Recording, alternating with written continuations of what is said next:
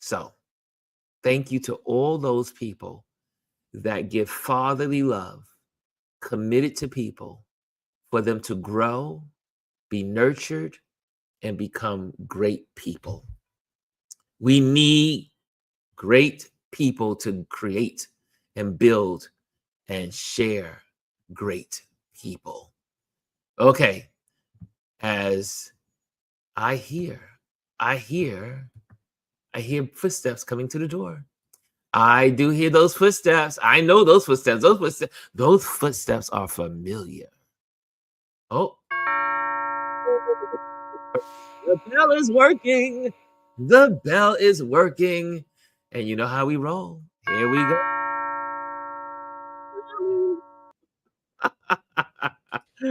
What's going on, Miss G?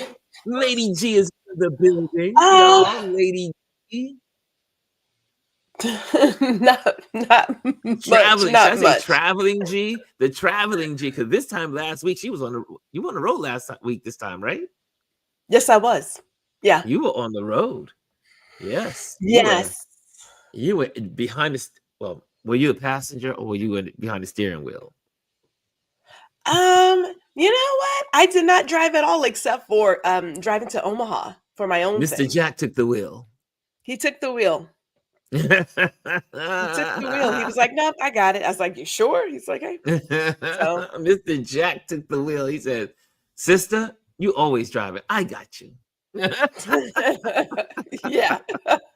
Mr. Jack. Mr. Jack, a shout out to Mr. Jack. He is the cool partner of this wonderful woman here. Anyways, so how was your week away? How was your week? And I mean, you popped on the show a couple of times, but how was your week? How was your time away? The time away was good. We had a chance to celebrate his birthday, like I mentioned. We went to this restaurant, this Italian restaurant, and there were a lot of old people there. Forgive me when I say that, but I mean some old people, like sparkly canes. And I thought, okay. Like old people. So yeah, but we wanted to get out early so we can get back because we had a bottle of champagne to celebrate. We don't want to drive out of state with any kind of alcohol in our system. You know what I mean? So we had that blue plate special.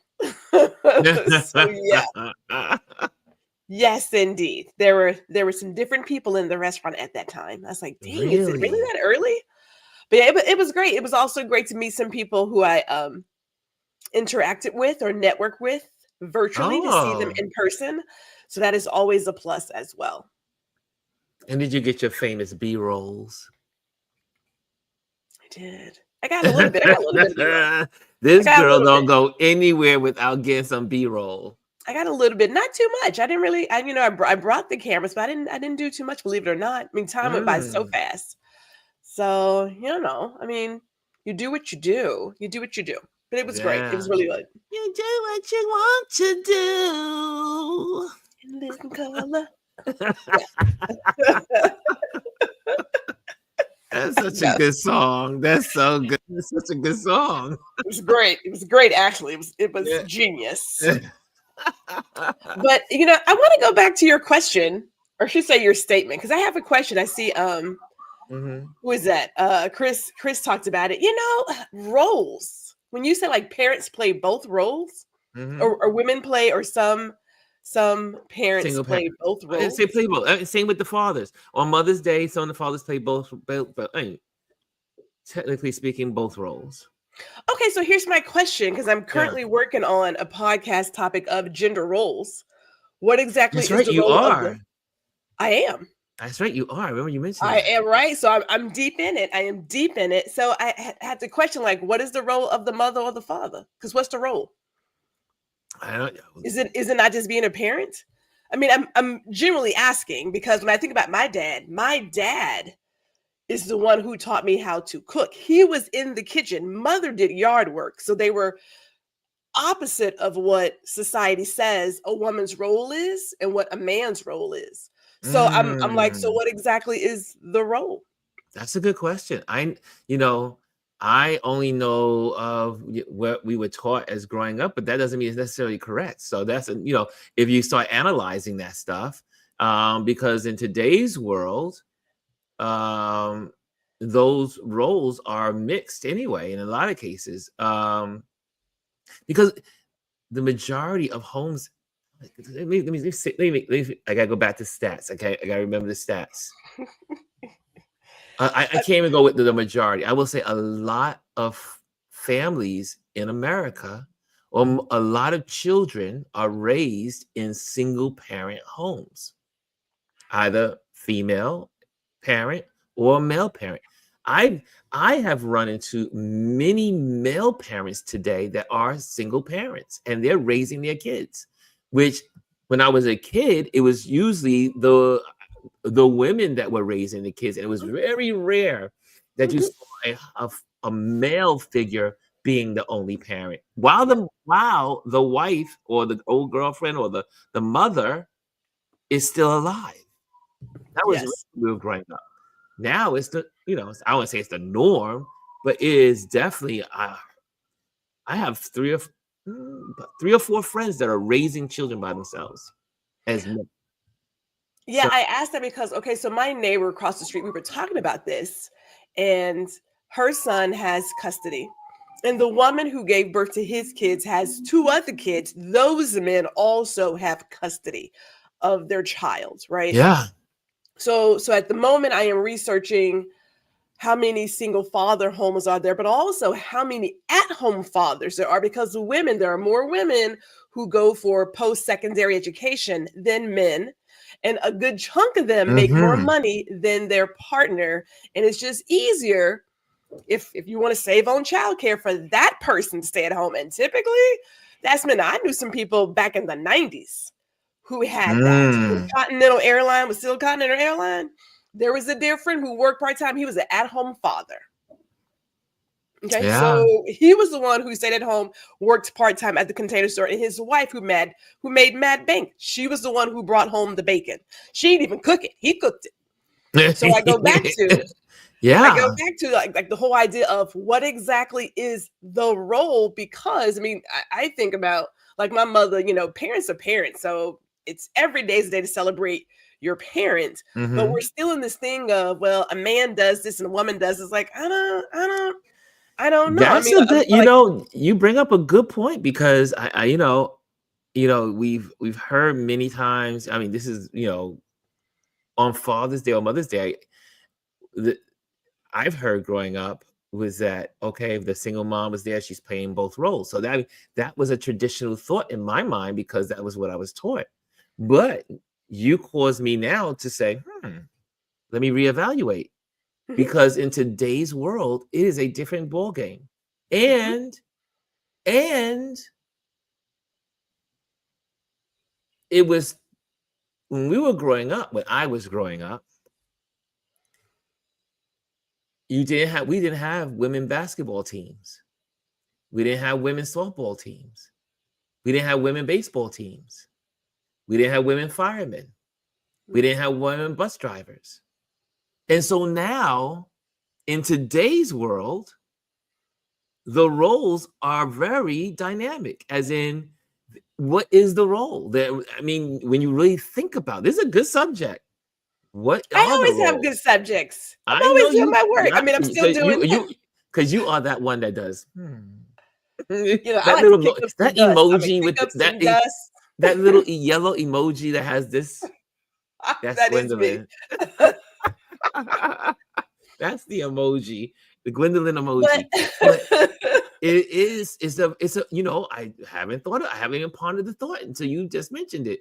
Is like, and then in today's world, for instance, I remember many weekends. See, this is Clinton Hill. So Clinton Hill, Fort Greene, this area, a lot of news anchors live here, and doctors and lawyers and all these professions. okay. But I would see on Saturdays the men with the baby carriages and moving. And when you go to Fort Greene Park or you move around the neighborhood, it's the men with the children going, doing all the, doing the thing, which when I was growing up, that was not something you saw normally. But now everybody is the parent. Well, yeah. I mean, what I'm saying is that, for instance, when Adrian was younger and Adrian used to go play softball, his mother was always at the games. She was always there to support him in the games, go to the baseball game, go to the sport game, wherever the games were, she was there to support. Right? Yes. And you think about the gender roles are so. Should we call it the gender roles? But the gender roles are no more definition, because you have executives. For instance, my buddy, one of my other good friends, happily married, beautiful wife. She's an executive for one of the biggest pharmaceutical companies in the world. Who takes care of the kids? He does. He raises the kids. He takes them to school. He feeds them. He makes sure they have their baths. He makes sure all that's going on. Meanwhile, she's making the bucks. She's the one making the bucks for the household. She is he has a job, but his job is nowhere the executive of a pharmaceutical company, one of the biggest ones in the world. I mean, so the world is so different from now that I'm sitting here thinking about all this, the world is so different. So throwing out that statement may sound a little ignorant. I don't know if it's in today's ignorance. world. I don't know if it's so much ignorant when I say or negative, I mean ignorance of our environment and the world we live in. I'm sure in other countries it may apply, but in America, there aren't those gender roles have changed drastically. I know there's some people in America don't want it to have happen. Like, this is the reason why we want to go back to. There's some people that, not us. There are some people that want to go to take Project 2025 and reverse all of this stuff, because they want the women back in the kitchen. They want the women back in making babies and doing nothing. So for them, it's too much. There is that one. Here's my point of looking at gender roles and also programming for young men and boys as they grow, is that the way that we work and live has changed. And there are some people who have not caught up. But if we consider our word choice, we ourselves are not always aware of what we're saying when we're saying it. You're like, is there really a role? Is there really any kind of gender attached to a particular role? If you're a parent, you're a parent.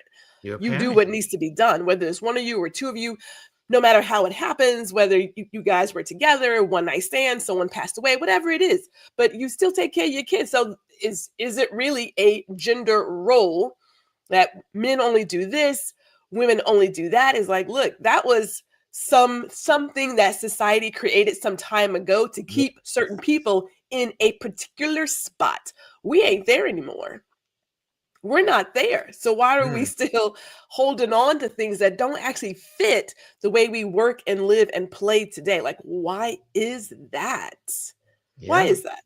And for those who want to stick to it, why? Okay, so prime example, we know that most women run the household. We know numbers and everything. Mr. Jack will tell you, if you come up to this door to sell something, you're not talking to him, you're talking to me, because I know the numbers. Gwendolyn knows those numbers. It's like, and if it don't work out, it ain't happening, Captain. Like, because if it's Mr. not Jack has said, if I may interject here, Mr. Jack has said, go speak to her. He does on a consistent basis. He's like, I don't know nothing about that. Go speak to her. And not because I'm the woman, but in terms of how we operate, Mr. Jack, he was just like, oh, it's on auto payment, so who cares? It's like, what is the current rate of that electricity? Because Gwendolyn doesn't live that life. I need to know what the rate is, what's X, Y, and Z, how much this and this costs. Like, it's not his deal. I would send the man to the grocery store. I said, babe, get me some orange juice, get me some eggs. He comes back with Eggland's best eggs. We don't, no. He comes back with Simply Orange Juice. Partner, there is a store brand, and it's the same OJ. Okay, we ain't got to be doing Eggland's Best Eggs, like or organic kale. No, not for the rabbits. We had rabbits at that time. I said they don't need that. They just need kale. They don't need organic kale. So like we have to step back and say, okay, how are we actually living? And in terms of what we're sharing with those who are coming up, what does that message look like? Because there is still that idea of the man runs the household and men do this. And it's like, isn't that how we got to this spot? Isn't how we got into this problem? Masculinity? Isn't that how we got here? And here's another. I mean, there's the dynamics of the family are so different to just 20 years ago. I mean, you think about one of my friends, he and his husband are raising children. Okay. I think they have 3 kids. Mm-hmm. And you wouldn't say, oh, one is being the female and one is being the male. No, both are being. However, we know that for people who have a heterosexual persuasion, they work really hard to figure out who's who. They push that. They do. I mean, which one's the man? Which one's the woman? If you were to do a survey, if you talk to some heterosexual couples, they would ask, okay, so who's the guy and who's the girl in the marriage? That ain't even it. That's not even it, but they go there. Yes. Same thing with the young lady that was the lady that was singing last night at they did a whole dedication to the Beach Boys last night, I think it was. And they had one of the young ladies, she's married to a wife, and they have a family. So you think about all the diverse family structures in today's world. Mm-hmm. I remember back in the day, how many of you remember the TV series on HBO called 6 Feet Under? I remember. I didn't watch it. 6 Feet Under was really a good show. But in the final episode, because one of the characters was gay, and he falls in love with someone. And then what they do is one of the best endings to a season series finale, one of the best that have ever been done. And what makes it so amazing is that they speed everyone's life into the future. So you see them as they are today, but then it speeds all the characters' lives up into the future. And in the future, the gay character is married to a man, right? And they have a family. And now, I mean, that must have been the ending of 6 Feet Under, must have been 15 years ago. Maybe it was 15, maybe more. But look at where we are today. It is now the norm. If you live in an urban setting, and even some country settings, it is now the norm. Even though they want to reverse that again. So you think about all the different types of family structures. I want to also, here's something that 2 people said. Kaz says, in today's time and day, it should be more about the person and the values they instill, not just titles and labels. And also, I put the wrong one. It was Mr. Let me go back to Chris. Chris said, he said this: it's the village in practice, not who's supposed to do what. Mm-hmm. I mean, I'm loving this. I'm loving this feedback. Jazzy says, and I heard her footsteps, so I'm going to answer the door for her in a moment. Jazzy says, it's a question that has to be asked for sure.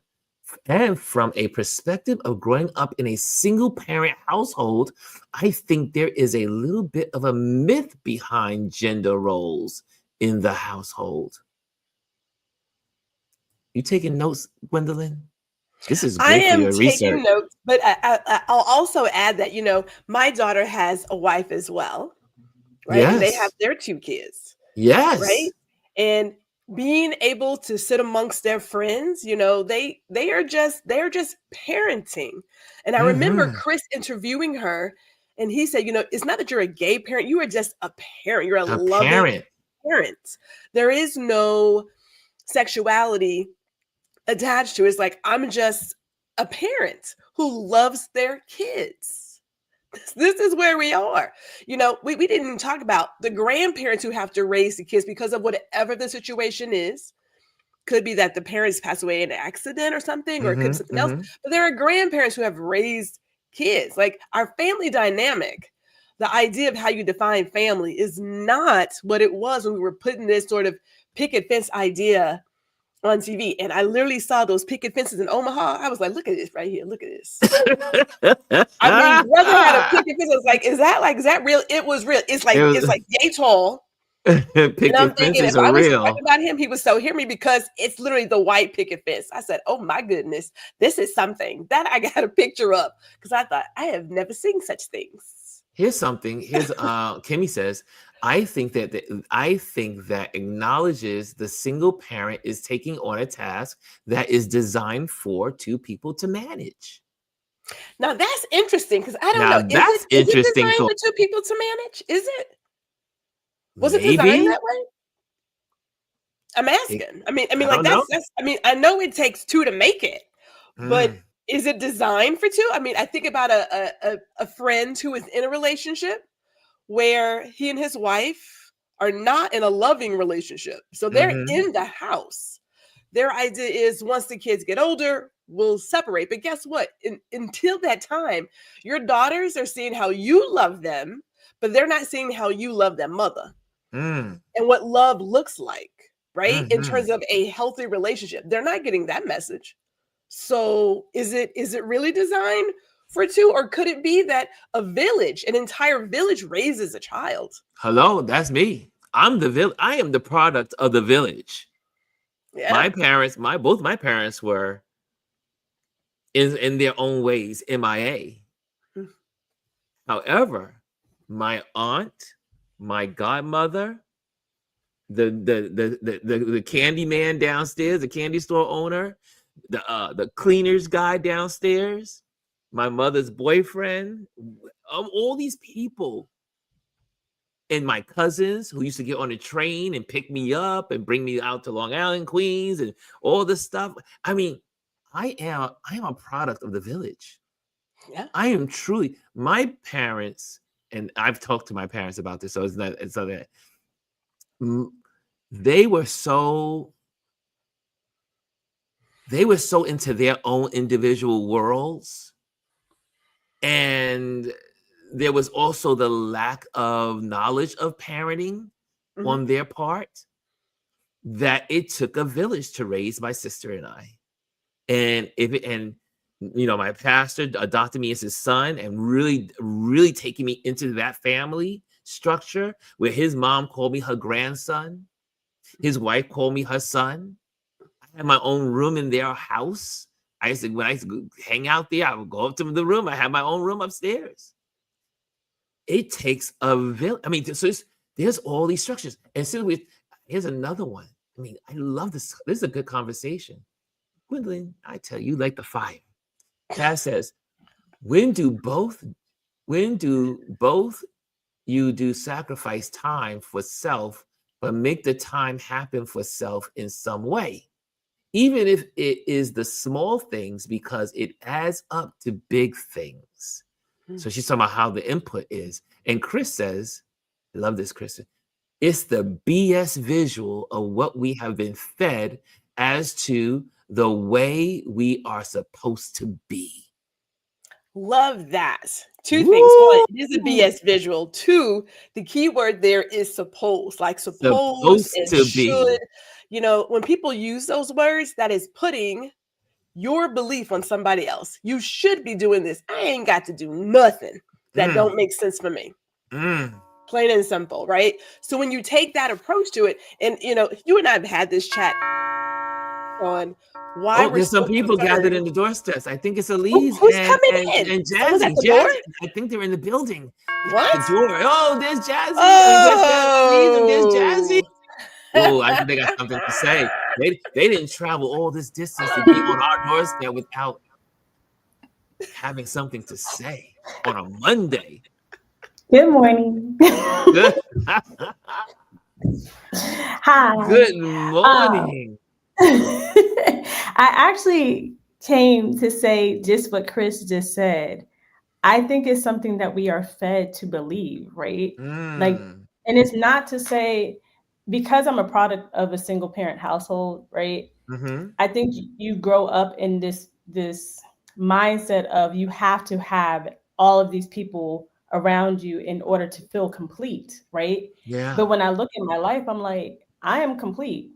I was not raised with my mom and my dad in the home, but I am complete, right? And for me, it was more the village that was around me because I might not have had that in my household, but I had examples of it in my life around me. And I think sometimes, like, I remember when we were little, we used to give my mom Father's Day gifts. And I remember one year my mom was like, well, I'm not your dad. And we were like, yeah, but you're like our dad. And she was just like, we were like, you're our mom and our dad. And she was like, no. She was like, I'm your mother. And she was like, and that's okay. And she was like, and I want to be celebrated on Mother's Day because that's what I am to you. I'm your mother. She's like, I'm not your dad and I can't replace him. And it was something that was like, at the time, I was like, I don't understand. Just take the gift. You know what I mean? But the older I've gotten, I kind of understand it more where it's like, I feel like you're supposed to, it's like this thing of like trampling on something that's not there to make sure that you feel complete in it when it's like, no, she really was just our mom. And that's okay because she was full in who she was as our mother. And I think that sometimes we don't view it from that perspective. And now I'm just like, it's okay to celebrate just your mother on Mother's Day and let men have their day as fathers and be that. You know what I mean? You don't have to celebrate the mother on Mother's Day or the mother on Father's Day because that's the only person in your household. It's okay to just have your mother. So I don't know. I think this is something that we're taught like to feel like we're missing something because if we're really being honest too, in two-parent households, there is the dominant parent in that household that really is the end-all be-all in that household. It's not to say that the other person doesn't help or assist, but it is to say like, okay, they're not there because they're at work, because they're not present, because whatever it may be. So, and the more I talk to people that are in two-parent households, the more I see that. I personally used to avoid, like, when I was younger, I used to avoid having friends that had two parents because I always felt like I was missing something. So I would like avoid it. And then it came to a time where I was just like, it doesn't matter. Like, like they are just, because I was always felt like, oh, I can't compete with that, or I'm not living up to what they have, right? And then I remember one of my friend's parents was like, you're just as good with your mom as my kid is with all of us. You know what I mean? He was like, we are all together. We're family together, right? We're in community with each other. So that makes I don't replace anybody in your life, but I'm still here. You know what I mean? And I think sometimes you just need that. It's more about the village than anything else. So, well, when you think about it, and Liz and I have had this conversation because I'm always blown away, and I'm glad she popped on in this discussion. And if you're in the building, make sure you hit the likes because that's how the algorithms know. That's how they know that we are on, and this discussion is great. Liz talks about the role of her dad. And every time she tells me more about what her dad did and in raising her and her family, I'm like, because when we, growing up in a particular era, it was that part of what men did was never showcased. We didn't. I mean, society didn't showcase it. But Elise is here. She's going to tell me more about her situation. Go ahead, Elise. Good morning, Elise. Hi, everybody. You know, I signed in a little late to see everything, but when you all started talking about this part, I was like traditional roles and all that kind of stuff. I was like, let me come up the sidewalk. You know, my story is, and I've said it before, my mother left when I was 3. So thinking about what Jazzy said, I didn't know to miss a mother. I didn't know to miss having 2 parents in the household. I really didn't.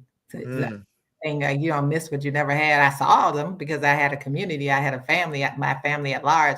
There were aunts and grandmothers and cousins and in their 2-parent households and everything. I saw that, but I never felt different because my father was just in my mind, such a great father. He did everything. And he never missed a birthday. My mother rarely ever said happy birthday to us once we did in community with her. And so I didn't grow up thinking, hey, this is what the norm is. My norm was what does happy look like? What does it feel to enjoy being in a house?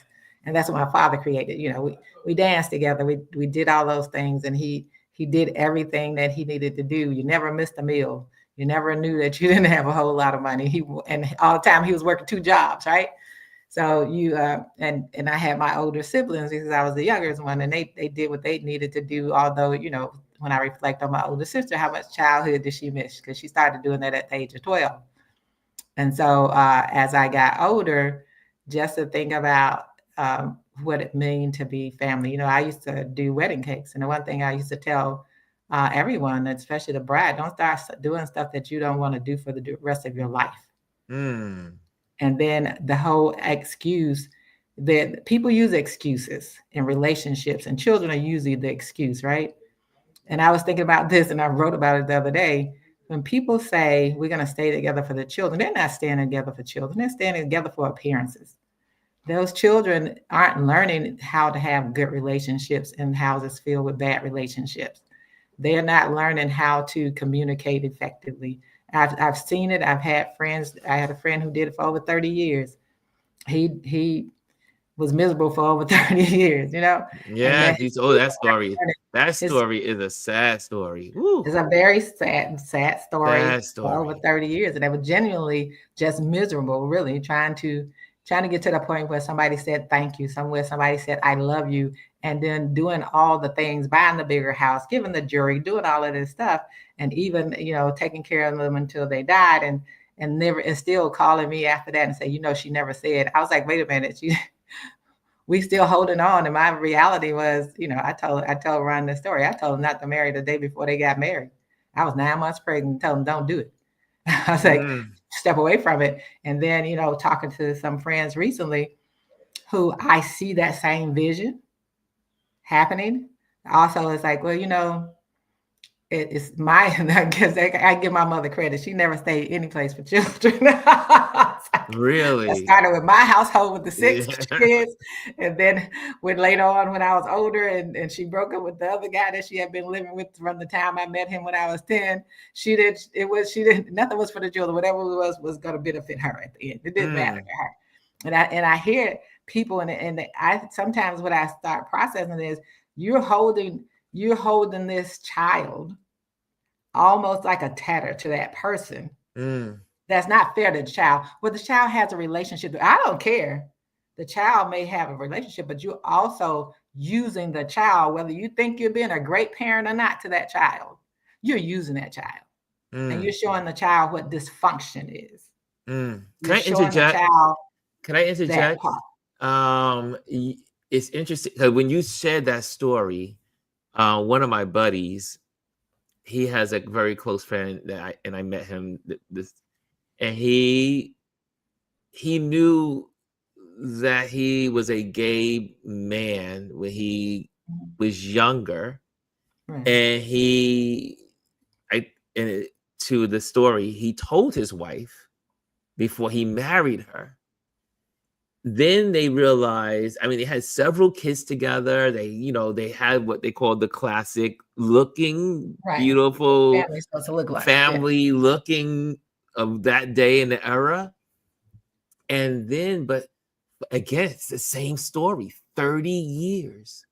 Right. They went into marriage for 30 years. And then he finally, 2 years ago, said, I want to be me. Right.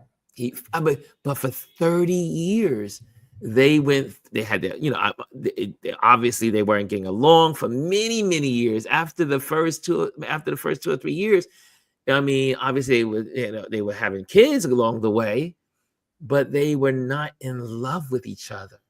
I said, for 30 years. And when he said this, it was like, my brain was like, I mean, I know it happens, but when someone actually says it happened, you're just like, how do you stay in a marriage? And this is another topic for another, this is another one for Gwendolyn's research.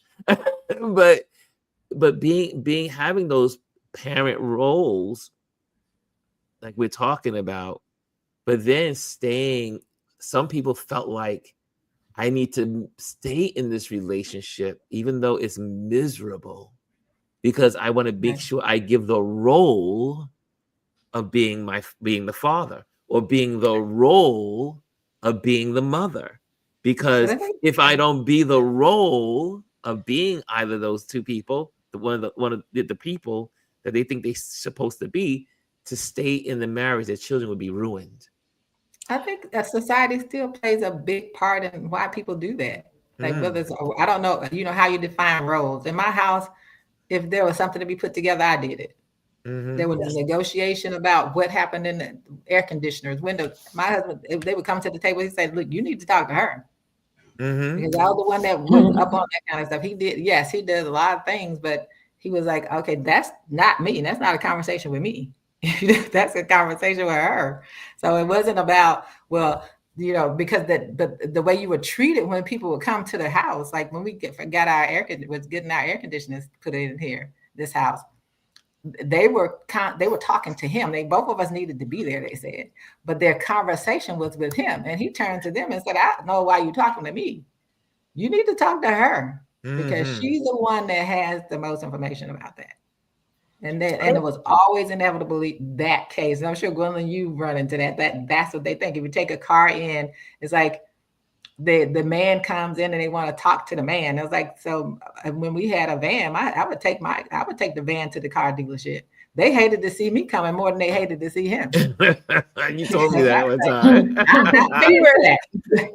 You were in my brain, Miss Elise, because I thought about when I bought my last vehicle. I went in, the hubs came with as just a person to sort of see the car as well. Right. But I had my own list of what was going down. I came in purposely not to purchase, just to do a test drive. And they kept talking to him. And he was like, you need to talk to her if you want to sell this car. And I said, bro, I'm not buying a car tonight. I'm not doing it. They had 3 salespeople. And they had the guy who was the manager. He's like, what can we do to get you in the car? It's like, well, you can give me the keys. Like, that's easy. However, if you want to sell it, it ain't happening, because you're not even like listening to me. Like, really? Right. Now, I did buy the car the next day, because I really But in that moment, the whole thing was, is he buying the car for you? No, Gwendolyn has her money. I'm going in to buy a vehicle. I am the person buying this car. But when people would see it, they were like, oh, so your husband bought you a new vehicle? No, Gwendolyn bought herself a new vehicle. So there's Isn't that interesting? Can we go back to that? Can you go back to say that statement? Because about what? About the husband buying my car? Yes. I mean, the perception, but that somebody had to get permission for me to get a car. Yeah. That I had to have someone's money to get a car? Yes. Yeah, that is still there. But if I may just do one thing, Ron, there was a comment from Kim Kimmy that I believe is also, I think was amazing. She talked about how kids identify with 2 parents. Yes. And so my sister was talking to me about my niece, right? And she was just saying that, there's messaging about gay couples that are out here. Now, she knows that my daughter has a wife, all right? She knows that. She's like, but there's this messaging. I said, but the messaging of Donna Reed, June Cleveland, everybody else, that's the messaging too. That we should be in the kitchen with heels on and a dress and an apron and caring for everybody else beyond ourselves. So when kids identify with something, that's from education. That's a messaging somewhere, right? So my grandkids don't know two parents that are male and female. They don't know that life. They don't know it. So when I think about where they're going to go to school, well, okay, so there's just the one because the other kids are, he's in college. But when I think about what they're going to hear, what she's going to hear, there should be two people who's male and female. And she's like, my mama and my mama are in the house. What does that say to me? Right. Right. So like we have to get rid of this, I hate to say it, archaic idea or definition of what family is and what parents should look like. You are a mother and a father, but the role itself of parenting is just be a parent. Be a Yeah. parent. And I think that's the thing. It's like, your parents, right? So even when it comes to the whole thing, when you watch these shows, just wait till your father get home. My kids were afraid for me. They didn't worry about their father coming home. Like, I told Ron, my daughter told guys who were talking to her, don't be afraid of my father, you're gonna be afraid of my mother. And I think that, watch and that my was okay. mama. And it wasn't a role. It was parenting. My husband, I was gonna say who he is, and I'm who I am. And that's the difference. And a part of that came from, I tell everyone, a part of me came from being raised by a single father especially in my formative years, from the age of 3 to 10, I was raised in that house by that single father. And I had women, my grandmothers, as I call my big mamas, and my aunts, and everyone were around me. And I saw uncles and all of those males out there. But I also picked up how household looked from my father. I understood, and I have siblings who have stayed in some bad marriages too. And one was my sister-in-law one day was talking to me about my brother, and I told her, I said, look, this is the last conversation. You're either gonna stay with him or you're gonna divorce him. Pick one. I said, but however, don't talk to my niece anymore about your problems, because those are your problems. And my niece said to her one time, she said, you all would have done us a favor if you just hadn't stayed together. And sometimes when parents are using these children as their excuses, it's an excuse. Sometimes it's societal. Sometimes it's almost like, I'm gonna stay because I'm punishing. You're not punishing anyone. And you're definitely not doing it for your children. I promise you that what I've heard people say and how they, no, stop it. Stop lying. Stop lying to yourself. Stop using your children for that. Wow. When people do that, they're doing it for society. They're not doing it. They're doing it for the society. Because they're doing it for the societal way that they were going to be looked at. Yeah, for the perception of it all. Because for me, same thing. I have seen people stay in situations where it has been very detrimental to the kids, to the point where they have grown up and had to kind of unlearn how to receive love the way that they were shown love. Or they don't understand fully how to experience love and what it really looks like, because they've learned how to see it in a way where it's like, okay, it's presenting as this, but now I have to show up in the world in one way, but I've been taught another way. You know what I mean? And I think like a lot of times when people say, well, that's where you learn your love from, like with me, growing up in a single parent household with a mother, right? It's like, well, how do you show, or how do you have love, and what do you know what love looks like from men, right? And I'll be honest, that is something that I don't have, right? That was in front of me face to face daily, on a daily basis. But I also can say, like, there are people around me that I've seen, and I've seen in successful marriages, right? And I've seen people around me that have marriages that have not been so successful, right? So I can model off of those experiences. But I think a lot of times where it's like, I'm going to stay together for this, I said, well, don't you think that these kids can feel the tension of you? Like, if you're going around mad all the time and you're in your household feeling lonely within yourself, or you're in a household where you don't like your partner, and then now I'm having to show up and not like this person and pretend, where if you can go off and be happy and create your happiness individually and show how you can co-parent, which is lost on society in today in general. I think that's the thing that's lost. They're looking at it as, let's stay together so we can get this perception across, instead of saying, okay, I want to co-parent. I want to set up a healthy co-parenting environment for my child, so they know that what love feels like without us being together, and showing that person that even within us being separated, we can still show up for you and show up for ourselves as individuals, and learn how to love as individuals and loving you. And I just think that, you know, I think you're seeing it now a little more, where it's kind of like, okay, you can do that. But I just think that sometimes we are taught to believe that if you're together, then everything's going to work out. No, it's not. I've seen more damaged people out of two-parent households than I honestly have seen out of single-parent households. This is very true. And it's not even because the two-parent household is trying to. I think we all don't acknowledge that, like, we're still learning.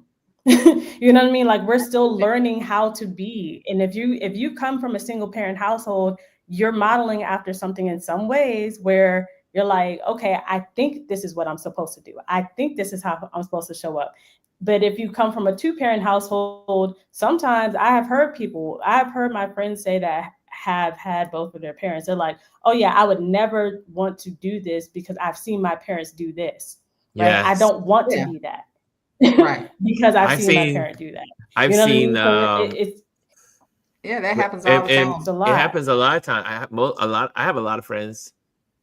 I think in some ways, I mean, you know, after having major conversations and talk and consultation and all that stuff, the reason why I stay single is because of my parents. My parents were the part of the reason psychologically deep down that I did not realize was I looked at them and said, I will never be married. I will never do it because of their relationship and how they were so, you know, whatever. Right. And so I realized in a lot of ways that was all.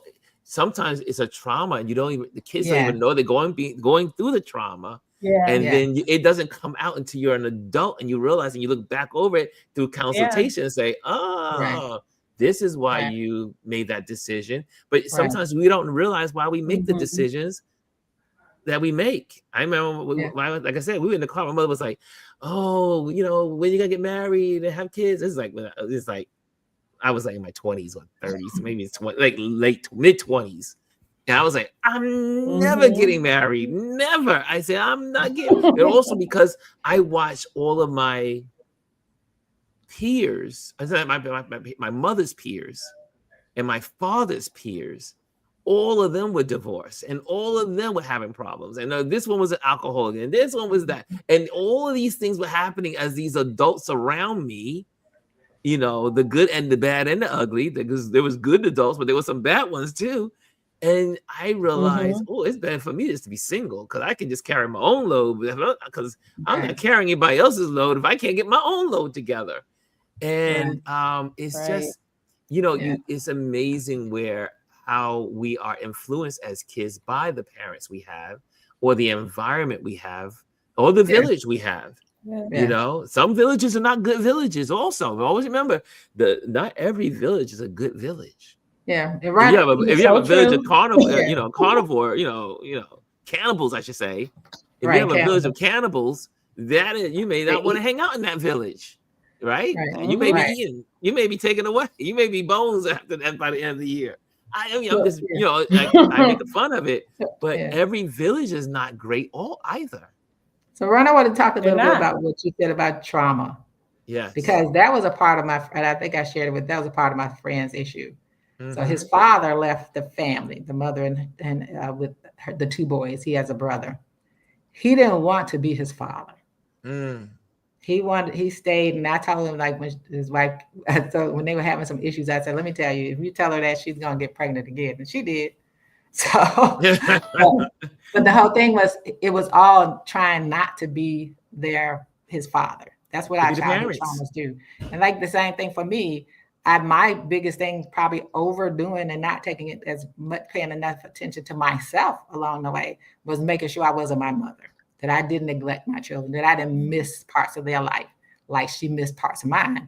So we all carry that trauma with us, and society, our environment traumatizes us, and sometimes we don't recognize it. So it's that fear. Sometimes it's a trauma and the fear connected with it. If I go here, I'm going to be like that. And sometimes it does keep people from even wanting to be in a relationship. The fear of abandonment and all kinds of things, the fear of trauma, and then looking at, my husband and I have been together a long time, and I'm sure my children have, none of them are married or anything. And so I always say, man, what is it something that they saw in us? Or it's like Gwendolyn said, it's like things where it's like, oh no, I don't want to deal with that because I've seen how things work. I say, you see my children see their father open the door all the time. He does all these things, right? And does that make them look at people and say, oh, well, no, that's all for me. So I'm not going to do that. But also, Alieze, like we've had this conversation, it could be, I mean, they're saying in society, I mean, the stats are saying that Generation X, and as Generation X goes down to the millennials and all the way down, are into less relationships, less sex, less connections, less. And so it may have nothing to do. I mean, think about it. You have you and your husband are amazing. You're together. You're supporting roles and all that other stuff, and being there and funny and then they just say, you know what, my parents are great, but the people around me, their parents aren't. So it could be many reasons. Right. And that's part of what people also have. It can be a challenge out there. Yeah. Sometimes when you hear people, it is always like you're in this circle, like, oh, I'm trying to find this person, but y'all sitting there and you're telling each other how you great. And it's like, but apparently you're not looking for that. You're looking for something different, something that one of my buddies really not clear. One of my buddies always talks about how he wants a girlfriend, right? He's, and he's like, every time we go out, he's like, oh, look at her, blah, blah, blah, blah, blah. And we just talk, we're just chatting, right? And then I said, and so he's, we'll be at some place, and he starts talking to the girl. He's like, yeah, he's trying to rap to her and everything. And then we walk away, and then he says, I didn't get her number. I said, this is your situation every time. I said, how do you get into these conversations with these girls? Beautiful girls, great conversations. And then you don't get their number. And then when you get the number, you don't call them back. I said, you know what? I said, we've been doing this game for 20 years. I said, you know what? Deep down, you don't want to be married. He keeps saying he wants to be married. But I said, we've been going through this shuffle and this conversation for more than 20 years. We've been friends for 40 years. I said, for half our friendship, this has been your MO. I said, dude, you ain't interested in no marriage. Yeah. She's my marriage material. Blah, blah, blah. I said, you done gone through 100 marriage materials over the last 20 years. And, but again, I'm sure that if he went to therapy, he might discover that there's something that happened in his past, or a child, or something he observed. Yeah. Or it could have been a movie. It could have been. It's amazing the things that impact our psyche as children and as young adults. It's just teenagers, preteens, and all that, and how those things get trapped in us. And we haven't released them, and they cause havoc in our future and as we grow up and become adults. It happened to me all the time as a child. It's like I saw my siblings get into stuff and they got a certain consequence. I was like, I'm never doing that. So I'm the one that learns from observations. Yeah. I'm an observer learner. Yeah, I'm not trying that. I think there's talk about that. Go ahead. So I think there's two things going on with that. And then we're going to close out because we got to close out and do motivation Monday. Yeah. So I think what you're seeing now is there's like a weird trauma response, because a lot of people in my sphere, right, a lot of my peers, it was either they grew up with 2-parent households, or there's so many that didn't grow up in 2-parent households at all because of the kind of climate we grew up in, right? And I think there's that fear there of, one, we don't know what we're doing in a lot of ways, right? And I feel like there's this weird thing where it's like we want to talk to people and we want to have that conversation there, but we don't even know how to start the conversation, because now in this world of social media, it's like, find somebody online. We're all in our house. The people that want relationships, they're at home. I always laugh. Like, I always laugh at this. I'm single, and I was like, okay, yeah, I want to have somebody and I want to find somebody. And I'm just like, well, if you don't go online and you don't leave your house, where are you finding this person? You know what I'm saying? True. Very that's true. our conversation every time, Jazzy. The Cracker Jack box.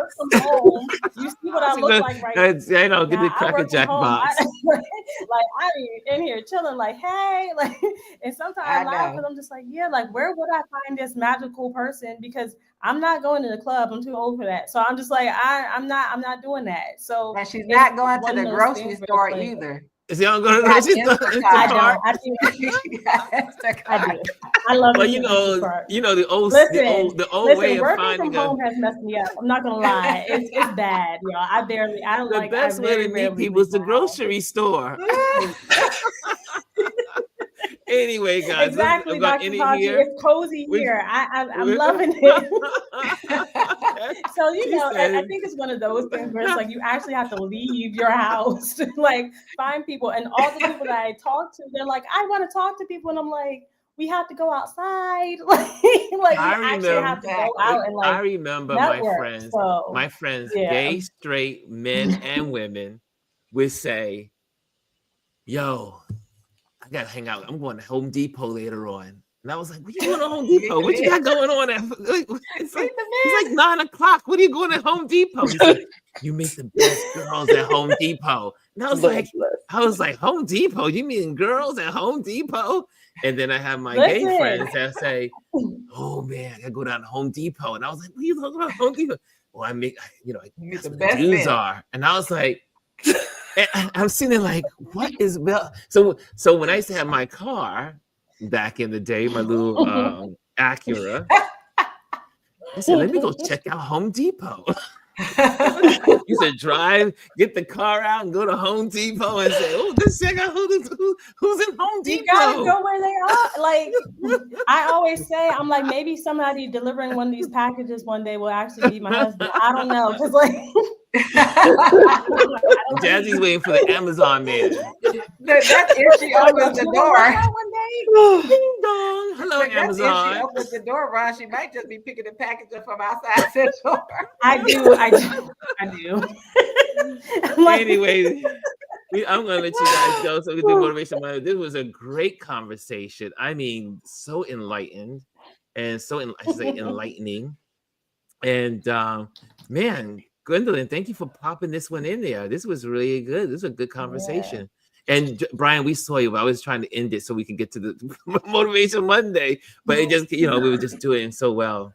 But this was a good conversation. And I think it spurred off some other ideas for you, Gwendolyn, as in the marriage and conversation, staying in relationships too long. There's there was a lot of gems and tidbits in this, and in the community, man.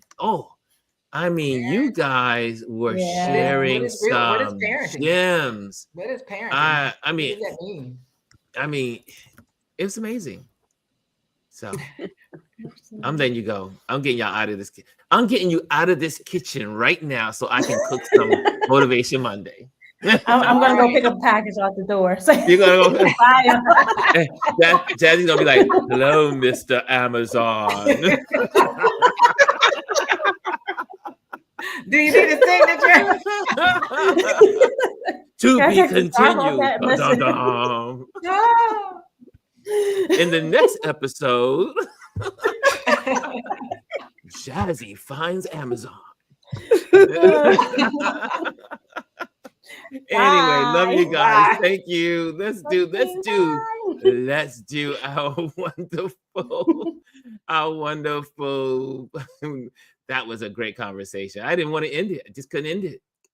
But we are photographers in this community, and so here we are. Let's talk about photography is more than a craft. As you guys go out into the world this week as photographers, let's talk about it. Let's talk about it. I'm gonna get the screen larger. Hold on a second. Let me get the screen larger. Okay, that's how it's gonna be. Okay, Motivation Monday. Photography is more than a craft. Can I pop this up here a little more? Let me change this orientation. Hold on a second. I want you guys to be able to see it. Now, usually, can y'all see it better? Okay, you don't need me. You don't need my face in there. I thought sure it would pop up on the screen better. Hold on, let me see if I can get this in here right.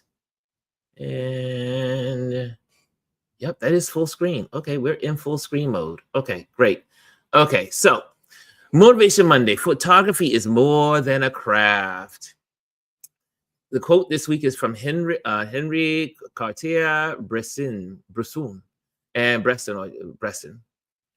To photograph, it is to put on the same line of sight the head, the eye, and the heart. Can I say that again? To photograph, it is to put on the same line of sight the head, the eye, and the heart. And it says, this week, let's focus on more than just the technical aspects of photography. Cartier reminds us that the best images come from a perfect alignment of thought, perception, and feeling. It's not just about what you see, but what you feel when you press the shutter. Your head brings the knowledge, the composition, and the technique. Your eye finds the decisive moment, the light, the story unfolding. And your heart injects meaning, emotion, and connection, the soul of the shot. Before you take your next photo, pause. Ask yourself, what am I seeing? What am I feeling? What story am I telling? This week, let's aim to create images that move, inspire, and resonate. Photography is more than a craft. It's an experience, a conversation, and a feeling. And I wanted to just bring that to you as our wonderful photographers are here. And we have photographers in this community, but it's more than just clicking the shutter button. It's more than clicking the shutter button. It's using your head, using your eyes, and using your heart. Now, I can go into deep detail all of this. I'm not. You can find this in Patreon, our Patreon page, and you can dive into this because it is worth it as photographers to not just click the shutter button. Don't just click. Take time with your subject.